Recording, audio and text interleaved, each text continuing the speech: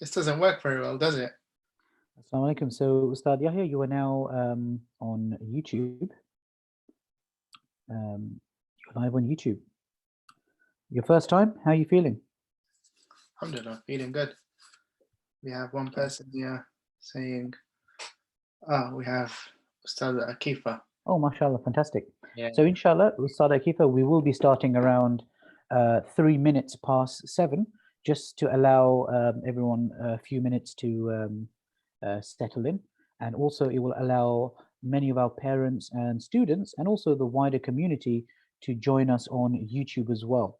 So, Ustad Yahya, just to let you know, if there are any questions on YouTube, I will stop you at some point just to ask those few questions. Okay. So don't worry about those too much. I will, inshallah, enable that. However, those of you who are joining us here as attendees, you are welcome again to ask any questions via chat or through the Q&A function that's on here. And if you want to participate in the discussion, if you have an opinion that you want to share, then you are more than welcome to just let me know in the chat, and I will enable your mic. And then you can, if you like, come on camera as well, but you don't have to. Right, we're just waiting for a few more minutes to allow people to come through, inshallah. So I won't share my screen just yet. Yeah. Okay. Wait for you. Shall I wait for you to? No, it's okay. We're already live. We're just waiting now, inshallah. In the meantime, those of you who have joined us, what I will be doing, okay, wa alaikum salam, we've got some visitors on YouTube. What I will be doing is sharing the link to our weekday madrasa sessions. So you'll be able to go online, and if you would like to participate and be a part of any of the other lessons, you can register to them and download it on your calendar and be reminded every week before the sessions start. So that will be enabled as well. So that's for everyone on YouTube, sending the link now. I'm also sending that link to those of you who have joined us on Zoom as well. Most of you do have the links, but just in case, here it is again.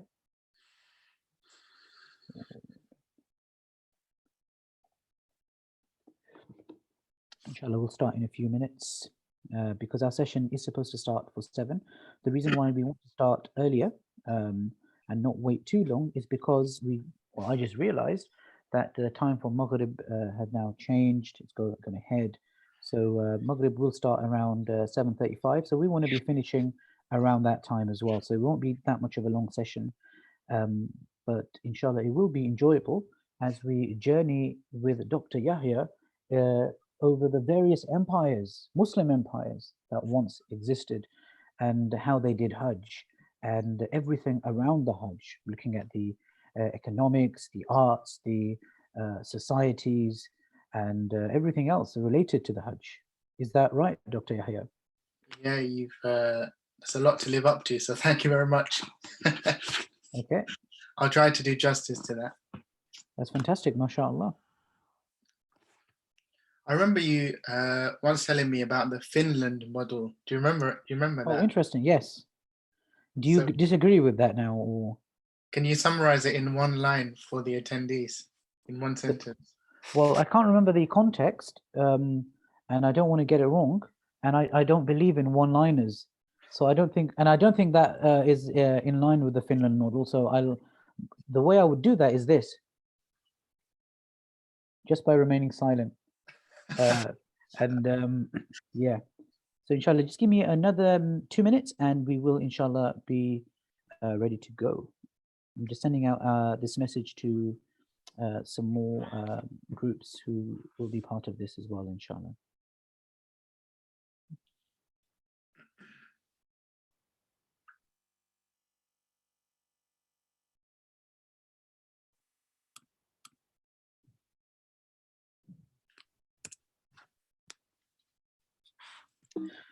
There was a message from a friend when the link to the session went out, saying that because it's at 7 o'clock, that's right in time for Ustad Yahya to start putting people to sleep.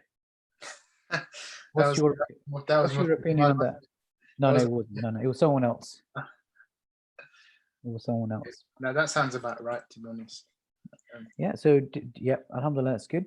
Jazakallah for those who are joining in now, especially on Zoom and also YouTube as well. So we will be starting in the next 2-3 minutes. We're just allowing our parents and students and also the wider community the chance to just click on the link and join us.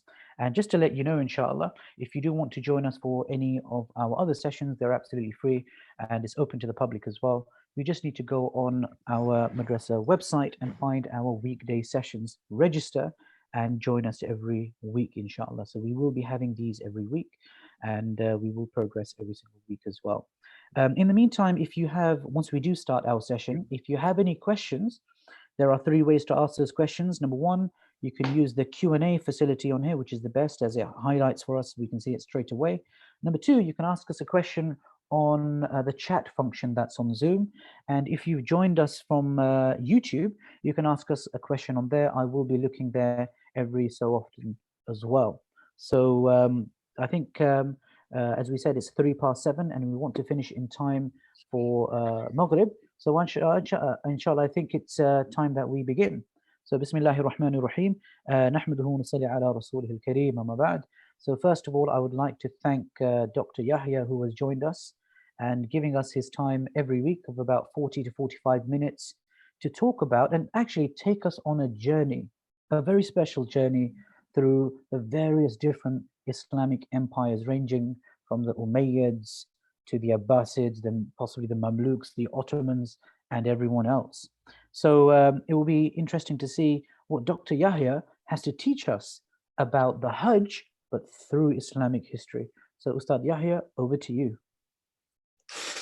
Well, Jazakallah khairan for actually giving me the opportunity to share with you and with everyone who's joined in. I don't often get chances to present in front of, well, frankly speaking, other Muslims. I'm always kind of presenting in university settings and really approaching the subject from a different angle.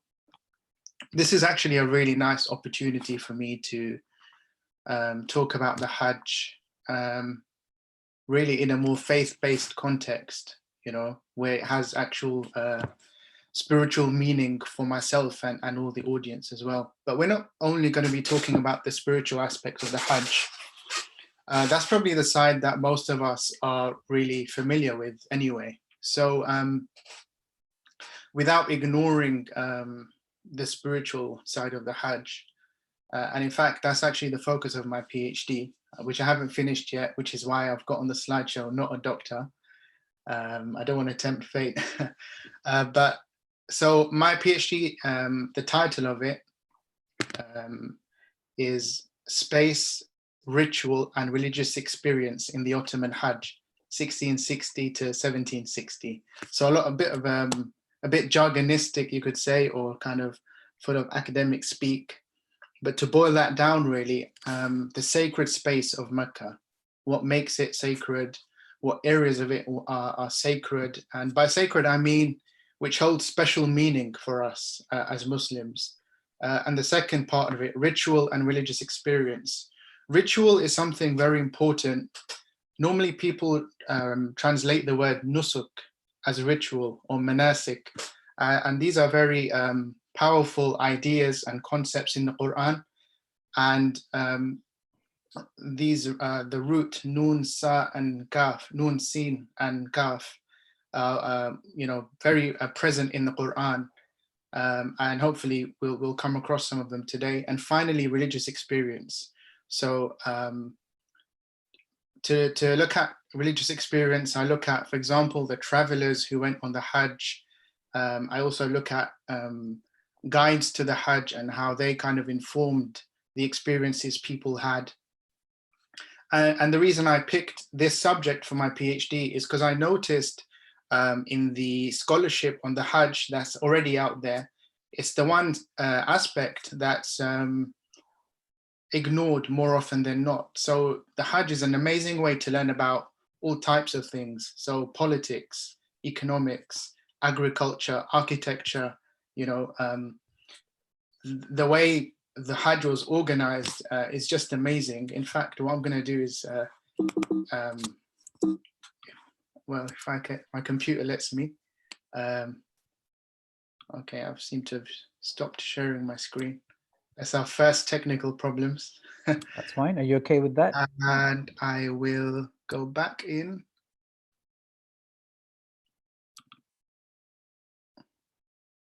Right. Okay, just a moment. Nice background, Sheikh. Is that all you're seeing right now? No, it's on the PowerPoint again. All right. Okay. Nope. Okay. We'll go back to the map towards the end.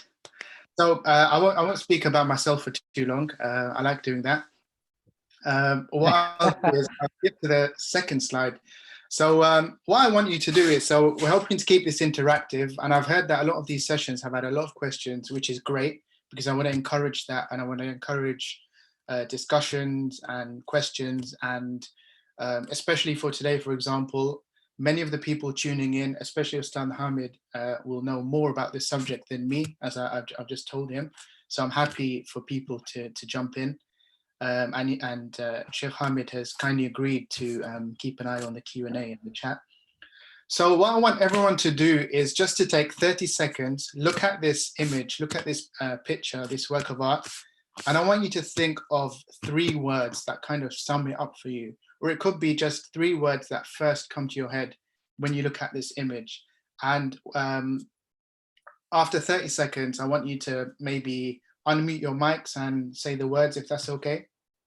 What we could do is you can write it down in the chat, and then I could say them out. It will be much more of a quicker process. So do write them down, and I will start shouting them out for you. Okay, so we can use the chat function to think of your 3 words. Bismillah. So I've got a clock running here. We've got 20 seconds left. So magnetism, someone's put down. That's brilliant, because this work of art is called magnetism. Oh, well done, Khizr Jamal. Kaaba people, magnetism. That's another one from Hassan Jamal. Got a lot of Jamals in. MashaAllah. And Inna Allaha Jameel yuhibbul Jamal. That indeed Allah is beautiful and He loves beauty. So it's nice to have the Jamals. Oh, brother Umar Gary Mitchell has said devotion. Jazakallah for that, brother Gary. So anyone on YouTube, a magnetic force. That's coming in from Aiden Gladiator. Thank you, Aiden Gladiator, a magnetic force. I'd expect that from a gladiator to say that. Fantastic, well done, thank you for that. Amazing, serene. And Hassan said tawaf, I meant. Beautiful, majestic. Right, brilliant. Gravitation from Sister Shahana, who's watching on her TV. That's perfect. I mean, just the mixture of mainly adjectives that have come in there, it makes it a perfect kind of exercise to begin with, because it reinstates the Kaaba at the center of what it means to us as Muslims.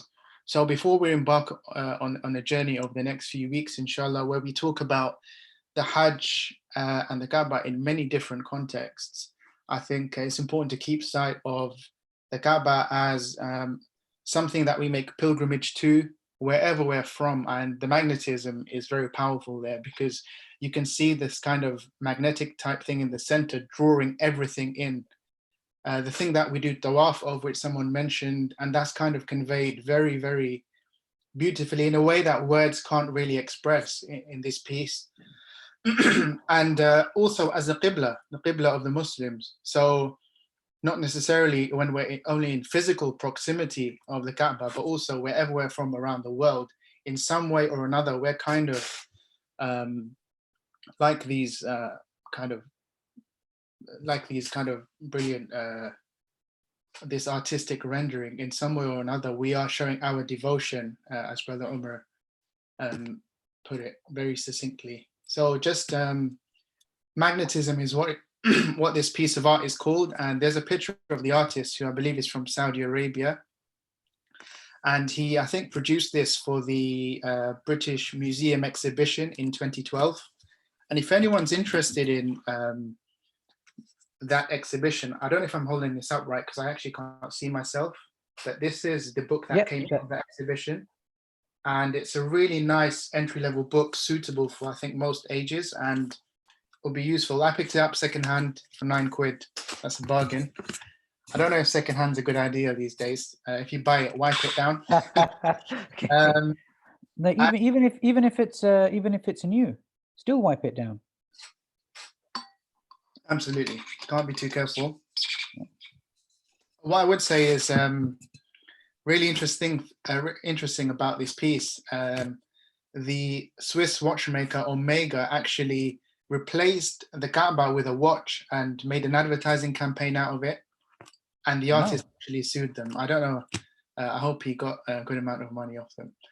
So on to the Hajj. So again, I said I wanted to make it interactive. So if we use the chat function again, and just put everything that you know about the Hajj, just one or two things that you know. And if we take a minute for that, so starting from now, and just in the chat box, whether we're in the app or on YouTube, anything that we know about the Hajj. And can we bring that down to 30 seconds, inshallah? Okay. So as much as you can write in 30 seconds, go for it. I'm going to try and open up the chat too here. Okay, perfect. Yep, so if you look at the chat, Chef, I'll go onto YouTube. I've got Call from Allah here. Migration. Obligatory. Compulsory, yeah. Jazakallah Ustad Akifa, Sister Lamisa, Brother Umar, one of the 5 pillars. Pilgrimage. Tradition started by Ibrahim alayhi salam. Kaaba. Right, Sheikh, have you got anything from YouTube? No, I've got Abu Sa'id who mentioned powerful magnetism, mashallah, doctor. I don't know if doctor was part of the key words or not, but there you go. Black stone. So I've got, this is brilliant. So we've got obligatory and 5 pillars. So this is very important. One of the 5 pillars of Islam here, we've got Shahada, Salah, fasting, Zakah, and Hajj. So to perform a pilgrimage to Mecca at least once in the lifetime. Yeah. And I've tried to put it, we have different age groups, but really what it really means, if you are financially and physically able, it means it just if you're able. So if you have, there isn't a minimum amount of money you need to have to be able to do it. If you can afford to do it, then you can go. And if you're physically fit, or if you're fit enough, then you can go. So that's the meaning of obligatory.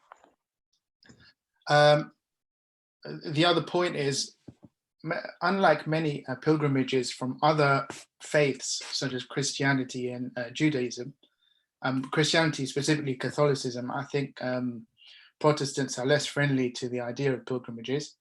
It can only be done once a year, and it takes place in and around Mecca. So when you open up these books of fiqh or Islamic jurisprudence, is a horrible word, but this is how fiqh is normally translated. It's in a very specific time and a specific place. So from the 8th to the 13th of Dhul Hijjah, the Islamic month of Dhul Hijjah, and takes place in and around Mecca in very specific places.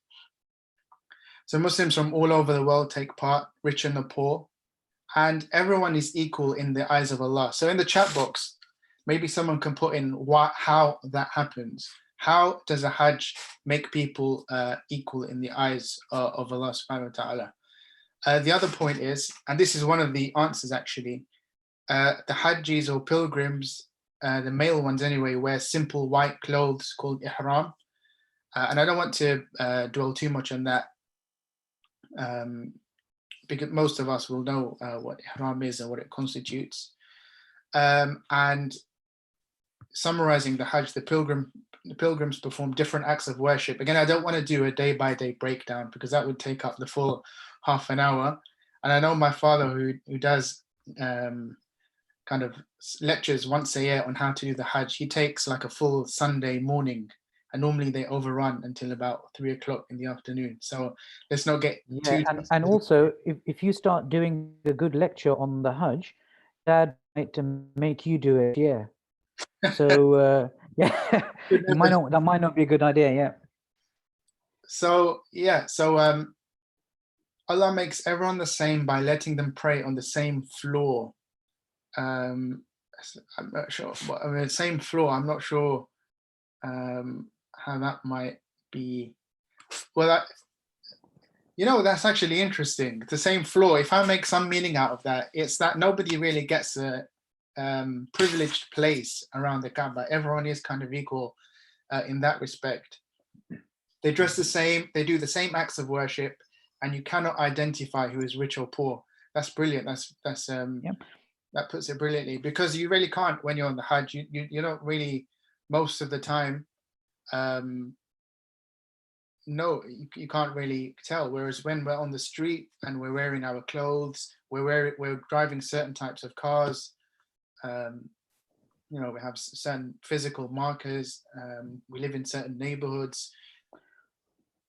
And just to bring in some comments from YouTube as well, we have Aiden Gladiator once more. So Jazakallah Aiden. He's mentioned stripped of identity, classless behavior, oneness, tranquility, and he's also mentioned everyone is one. Absolutely, yeah. So I think if we after the class, I might upload Malcolm X's letter on the Hajj, and I think and you've done a very good job there, Mr. Gladiator, but Malcolm X too, his letter from the Hajj conveys those same sentiments in the same way, and really powerful as well, especially from where he was coming from, where his Nation of Islam background and his previous beliefs about the kind of black and white divisions, and how the Hajj was kind of a very powerful way in which he moved beyond that kind of mode of thinking. So I think that's a good place to leave it. So Can I just add one anecdote to when it comes to the Ihram? And I know we are going to at some point get into Islamic history, but before that we need to somewhat have a good grasp of the spirituality of Hajj as well. And there was something that I remembered, and interestingly, when I was at studying my undergraduate degree in Abrahamic religions at Haythrop College, which was one of the universities of London. And I remember one of our lecturers, who's a lecturer in philosophy. His name was Dr. Peter Vardy. Now, the reason why I remember him is because in his office, right, as a philosopher, what he used to do was, in his office, he kept his own coffin, right? So he would have his coffin inside his office, and he would just keep his work on there and computer and stuff like that to constantly remind him of death. Okay, that's where every single one of us is going. So as a philosopher, he had his coffin in his office. And I think similarly with the Hajj, when we are wearing those two simple, two pieces of white cloth, it's ultimately reminding us constantly every single day that all of us, doesn't matter how much wealth we have, how we look, and it doesn't matter about class in society. Ultimately, when we're back in our graves, we are all one. And Prophet ﷺ teaches us that the only thing that will benefit us there is what's in our hearts and also our actions.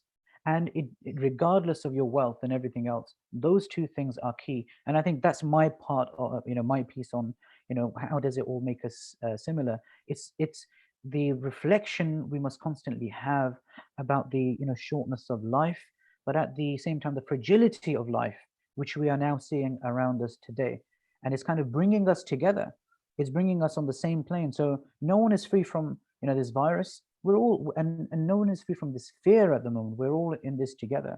And I think that's one of the messages that come from Hajj, that the more we stay together and we work together, that's the way forward, not just in this life, but it will also help us in the life yet to come.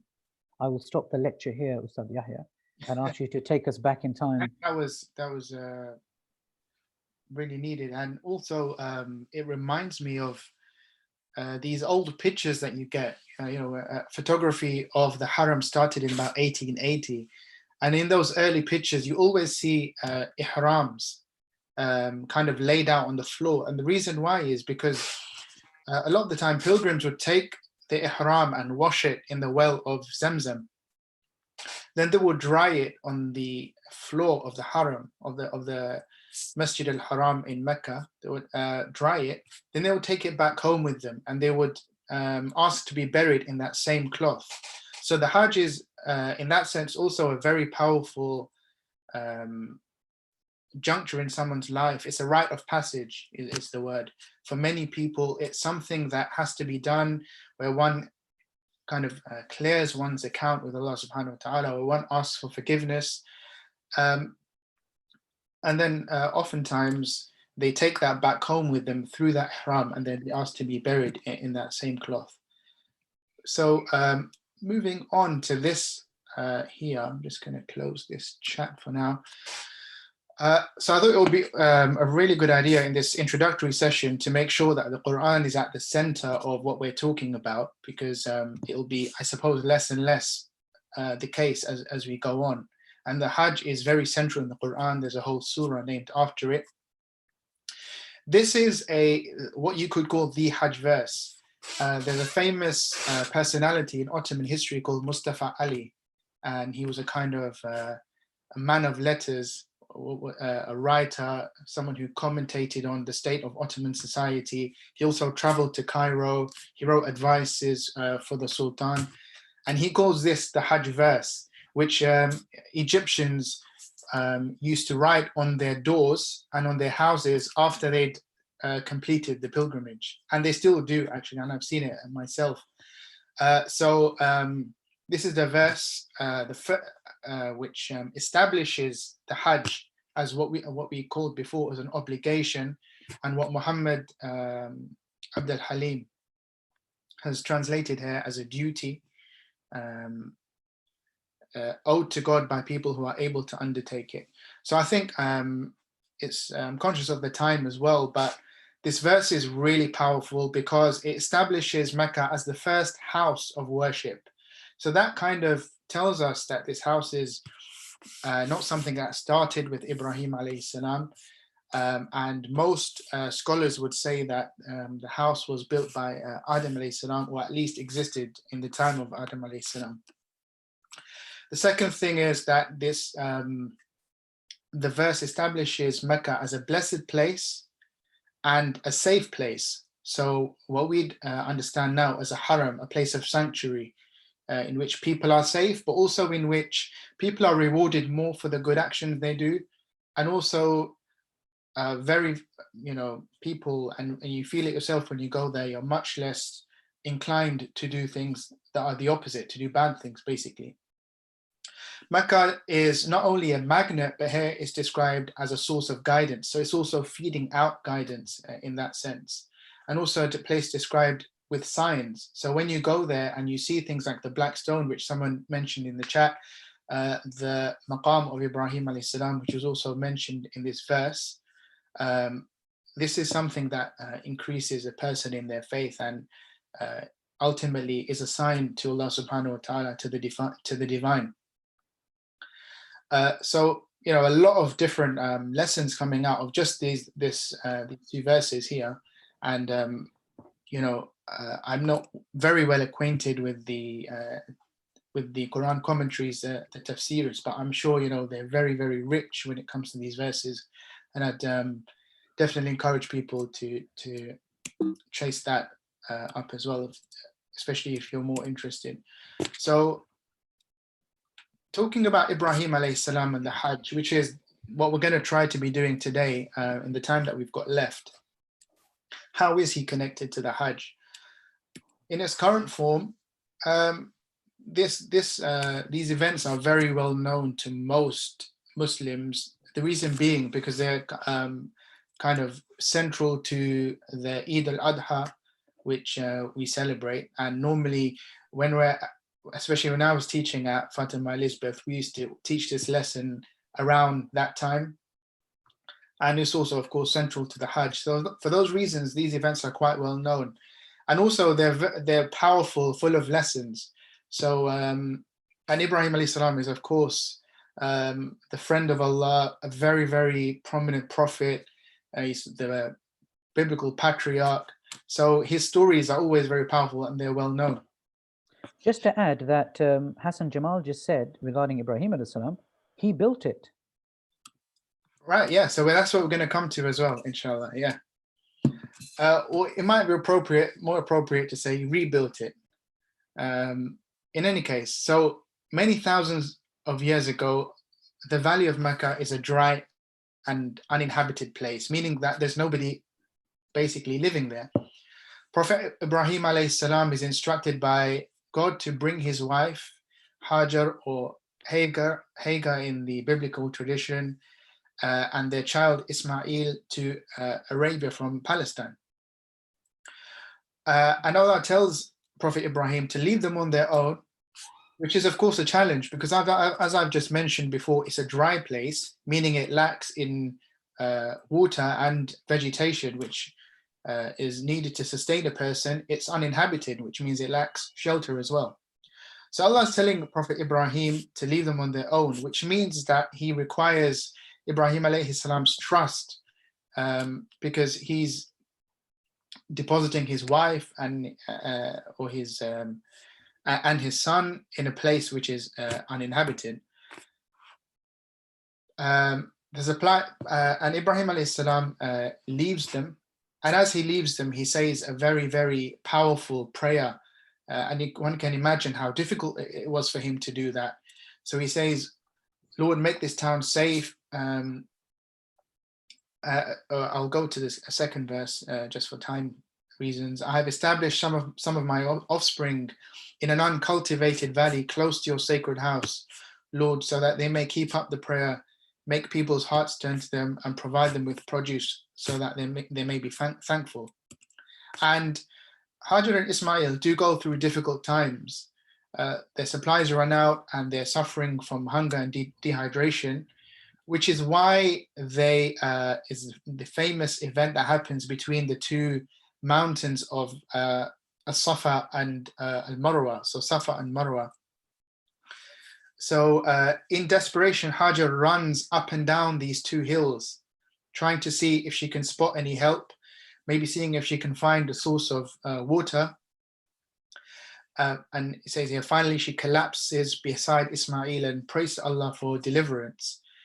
Now there's different event accounts of how Zamzam water is discovered or how it emerges from the ground, whether it was Ismail who strikes his foot on the ground, causing the water to come out, or whether Jibreel alayhi salam did it, or it could be any reason. But the key thing is Allah subhanahu wa ta'ala causes this water to come out, and that is a source of Hajar and Ismail's survival. So now that they have can I just just two things, Sheikh, that we have just under 10 minutes left because Maghrib time will come in, but also just wanted to add in a comment, if that's okay, that the kind of scenario that we find ourselves in today, of this isolation where we're left on our own in the midst of the house. I mean, it's something similar to what they were left in, but many times more challenging. Absolutely. Because at least today we have so much technology, we have so much out there that we can still survive. Here they're in the middle of a valley where there's no signs of survival. There's nothing there to aid them in their survival. And yet what came out of that sacrifice changed the world forever through the Kaaba and through the Hajj. And I think that's something we can reflect on, that what we're going through now, this kind of isolation, the changes we're seeing in the world, and the change of system that we're seeing, we shouldn't just now be fixated on what's happening to us now.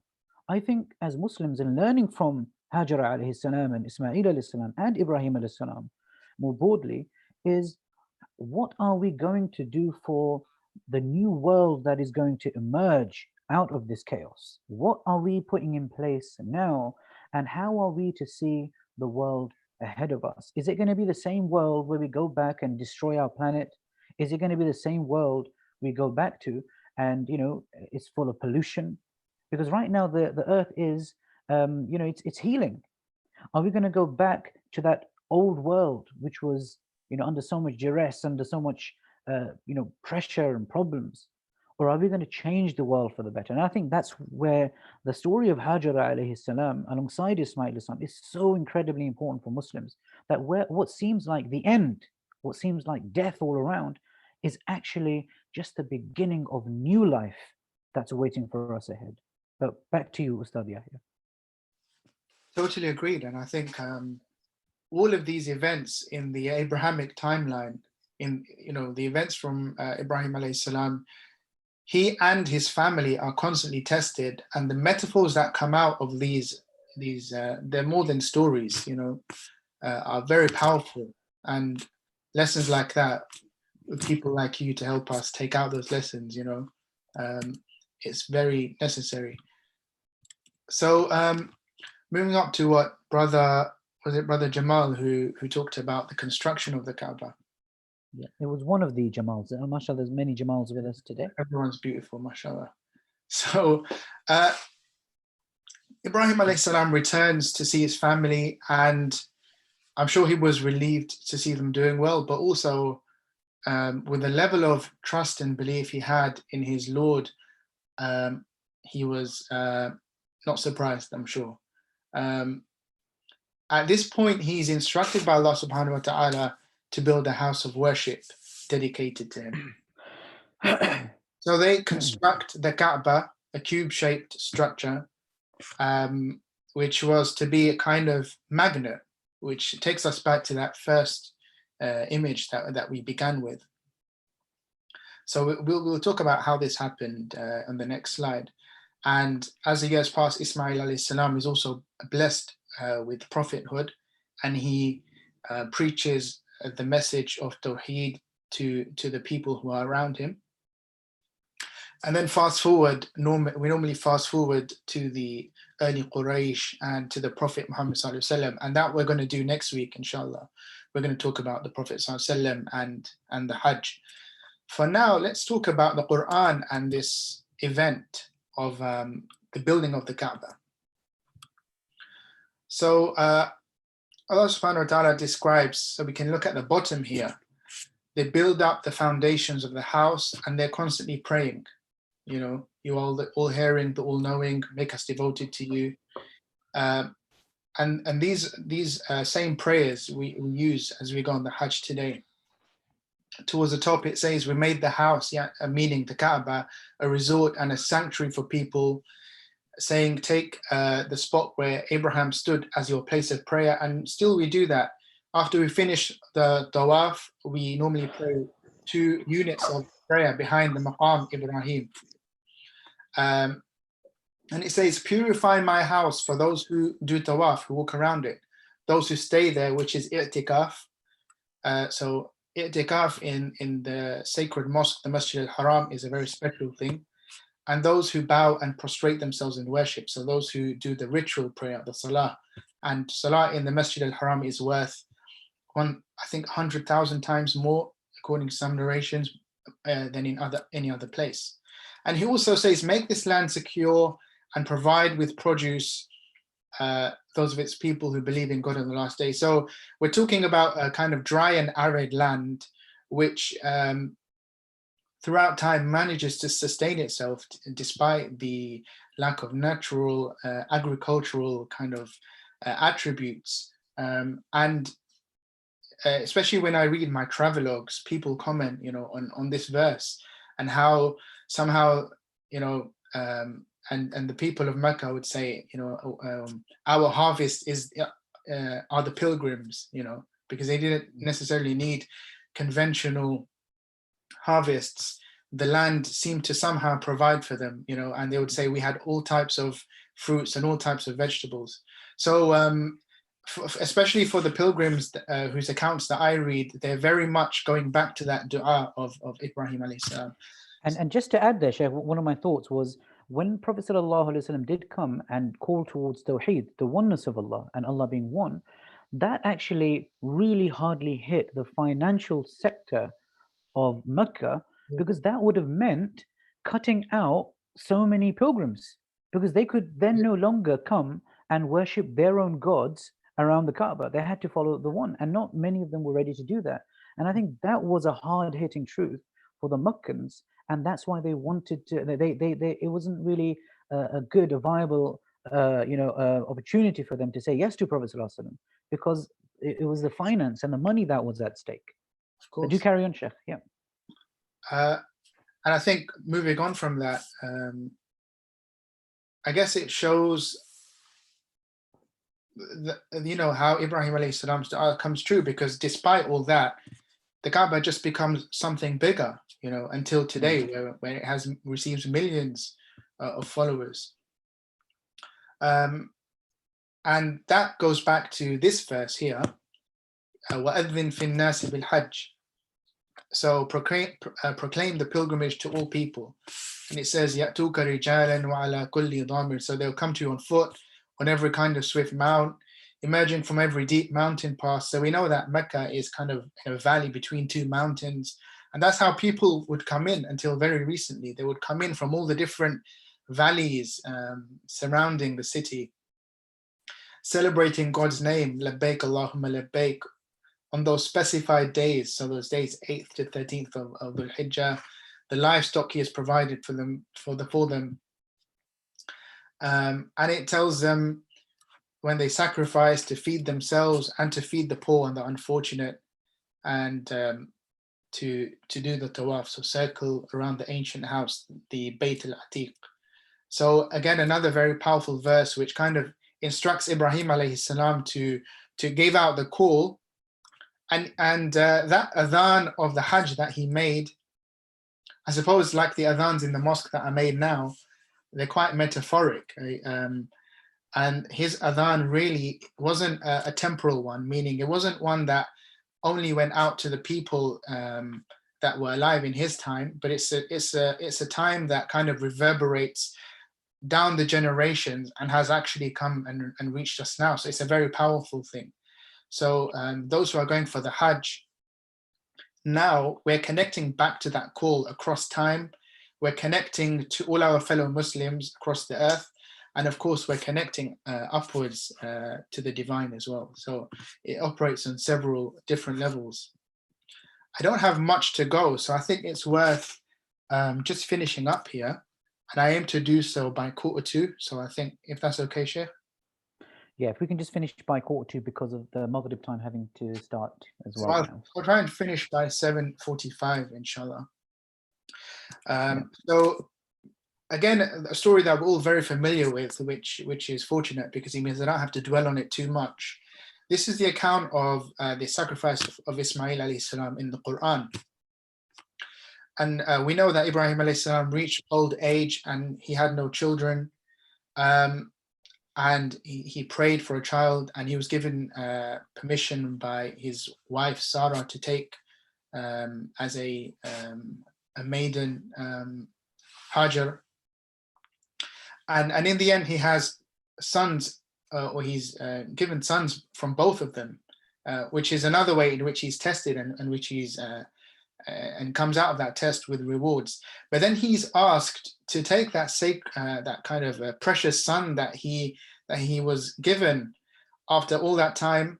He's asked to sacrifice him. So it's a kind of another test, and it's a message to him and to all of us that what we have in our hands isn't really ours. And that is very, I'm sure that is really hitting home to us now, where we can't even do things like go outside or go to the supermarket without wearing gloves and a mask. So things that we take for granted, and it's our generation is the type that takes things for granted, so I think this really hits home. But they're made of or cut from a different cloth, Ibrahim alayhi salam and his son Ismail, and Ismail alayhi salam tells his father, if you've been instructed to do this by Allah, then go ahead, and as he says, you will find me steadfast, you'll find me from among the patient. But while Ibrahim alayhi salam is about to sacrifice his son and fulfill the order, Allah subhanahu wa ta'ala calls out to him and says, you fulfilled the dream, you've passed the test, as it were, and instead he sends down a ram for them to sacrifice. So that's another very important aspect of Hajj, which commemorates this very, very important thing, and also which is the center of our celebration of Eid as well. And just, I think this last line of this verse is very powerful. It is neither their meat nor their blood that reaches God, but your piety.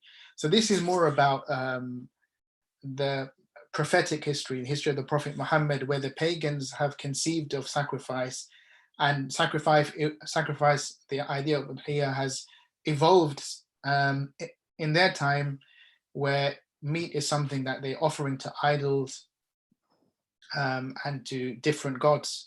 But here it's kind of restated as something which is part of Tawheed, which is a very monotheistic exercise. And the blood and meat, the meat is to be eaten, and it says in the above verse to feed yourselves and to feed the poor, those who do not ask as well as those who do. But really it's an exercise about piety. So just to finish on this diagram, which is about Ibrahim alayhi salam and his family. Day 1, 8th of Dhul Hijjah, the tawaf, which Ibrahim alayhi salam is asked to purify the house so people can do this tawaf.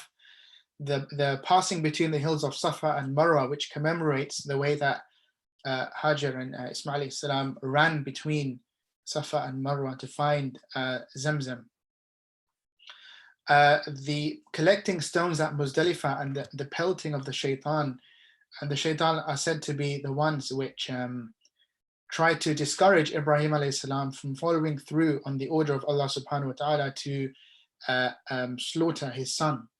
And he came 3 times to try and do that. So when you're stoning the shaitan, you're kind of commemorating the way that Ibrahim alayhi salam did the same to kind of, and it would have been easy for him to say, it wasn't a true vision, I don't need to sacrifice my son, but he was kind of very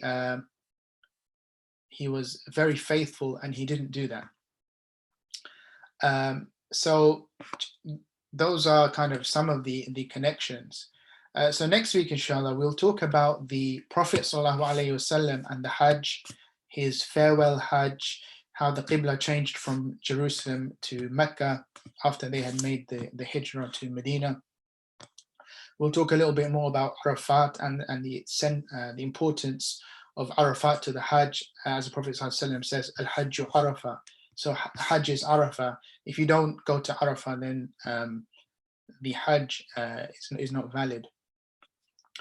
And hopefully next week, considering that we're discussing the Prophet ﷺ, we'll again make it very interactive, and I'd love to hear more from you, and I'd invite Stan Hamid to interject as well, and to remind us of the lessons of the Hajj. But for now, it's 7:45. Jazakallah khairan everyone for tuning in, and I'll hand over to Sheikh Hamid. Okay, because we've run out of time and Maghrib has started, so I'm just going to finish off with just a few logistics. That there are sessions like this, they are open for everyone on different topics that we're trying to cover throughout the day, throughout the week, every single day. We've got kind of a PE session tomorrow, because Islam is a holistic way of life that focuses not just on the body, but the spiritual and the health and the mind and everything else. And we also have a lesson tomorrow on science and Islam, which will for tomorrow be on Facebook Live, because Dr. Shuaib is going to be with us live from Dubai, and they don't have Zoom enabled in the country there. So that's that. One last thing I'm going to do is just very quickly share my screen. Ustad Yahya, or Dr. Yahya, or not Dr. Yahya, whatever he would like to call himself, he will upload this PowerPoint online, and there will be some links on there. So Dr. Yahya, if you could also, the picture of the book that you showed, there was a few messages sent to me asking for a picture of that and the name of the author for those who want to learn more about that. If there's any more videos that you would suggest based on what you spoke about today, if you can put those links on the PowerPoint, which everyone can download. Just to show you where to download that before we log off, inshallah, I will now share my screen very quickly. Okay, so you'll be able to see my screen. So if you look, I've already sent the link on YouTube as well, and I've also sent the link on the Zoom channel to this page of our website, which is about our weekly online sessions. And if you look over here for Monday, we have 3 sessions, Tuesday 2, Wednesday, etc., all the way down. And what we've done, so on the timetable, you will find that there's the online button, online registering button, there's a session resources, and there's a previous session recording. So today's recording will be available on this button here. Okay, it may not be available openly to everyone, but if you click on this button, you will be able to gain access to it. If you want your sessions, you just open up this button here, and then you will be guided to where Dr. Yahya will be uploading all his PowerPoints, resources, and links, and anything else that needs to be. It will end up here. Inshallah, in the next few hours, you will find that there as well. I'm going to stop sharing and just have a quick look at comments or questions, and we will stop at that. From Hassan Jamal, thank you for the lecture, Barakallah. Usada Nadda, Jazakallah khair, Dr. Yahya. And from Dr. Yahya, Jazakallah all for tuning in. Hope you can join next time, inshallah. Jazakallahu khairun, everyone. Inshallah, see you here next week, same time, 7 p.m. And we'll have a bit more time because Maghrib will move ahead. Okay, assalamu alaikum wa rahmatullahi wa barakatuh.